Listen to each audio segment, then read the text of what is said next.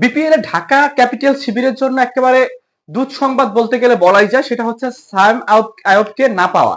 পাকিস্তানের বিধ্বংসী যে ওপেনার, তিনি ইতিমধ্যে দারুণ ফর্মে ছিল, তাকে কিন্তু এবার তাকে ঢাকা ক্যাপিটালস পাচ্ছে না। এটা ঢাকা ক্যাপিটালস এর যেই মালিক পক্ষ আছে তাদের মাধ্যমে জানা গিয়েছে, এবং তিনি শেষ মুহূর্তের দিক দিয়ে দলের সাথে থাকবে কিনা সেটা নিয়েও সংশয় রয়েছে।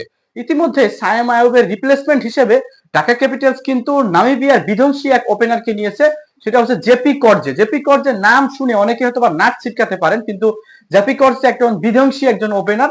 তিনি কিন্তু অনেক ঘরোয়া লিগ খেলে এবং আন্তর্জাতিক ক্রিকেটে চতুর্থ দ্রুততম শতকের মালিক কিন্তু হচ্ছে নামিবিয়ার এই জেপি কর্জে। জেপি কর্জে বিধ্বংসী একজন ওপেনার, তিনি কিন্তু একেবারে মারাত্মক একজন প্লেয়ার হিসেবে ঢাকা ক্যাপিটালসের সাথে যুক্ত হতে যাচ্ছে।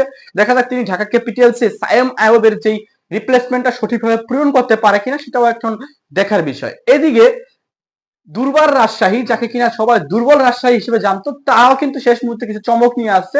তারা কিন্তু ইতিমধ্যেই পাকিস্তানের মোহাম্মদ হারিসের সাথে চুক্তিবদ্ধ হয়েছে, তারপরে রায়ান বার্লের সাথে চুক্তিবদ্ধ হয়েছে, নাথান এডওয়ার্ডস এর সাথে চুক্তিবদ্ধ হয়েছে। ইতিমধ্যে তারা কিন্তু আরো কয়েকটা বিগ নামের দিকে মানে এখনো বিগ নামের সাথে কথাবার্তা চূড়ান্ত ফাইনাল পর্যায়ে আসে। দেখা যাক ফাইনালি তারা কতটুকু সফল হতে পারে। এর বাইরেও এখন অব্দি রিসেন্ট যত আপডেট আছে, সেই আপডেটের মধ্যে এবার আন্ডার-19 এশিয়া কাপ জয়ের অন্যতম একজন প্লেয়ার, তার নাম হচ্ছে ইমন। পেস বোলিং করে থাকে তিনি। ইমনকেও কিন্তু তারা ইতিমধ্যে দলের সাথে অন্তর্ভুক্ত করেছে। তারা হচ্ছে ফরচুন বরিশাল ইমনকে তারা দলের সাথে অন্তর্ভুক্ত করেছে। এর বাইরেও অনেকেই কিন্তু আন্ডার-19 যে প্লেয়ার, তাদেরকে তাদের দলের সাথে নেওয়ার প্ল্যানিং করছে। আরেকটা সূত্রের মাধ্যমে জানা গেছে যে খুলনা টাইগার্স আন্ডার-19 যে ওপেনার জাওয়াদ আবরারকে তারা কিন্তু নেওয়ার জন্য ইতিমধ্যে চুক্তিবদ্ধ হতে যাচ্ছে।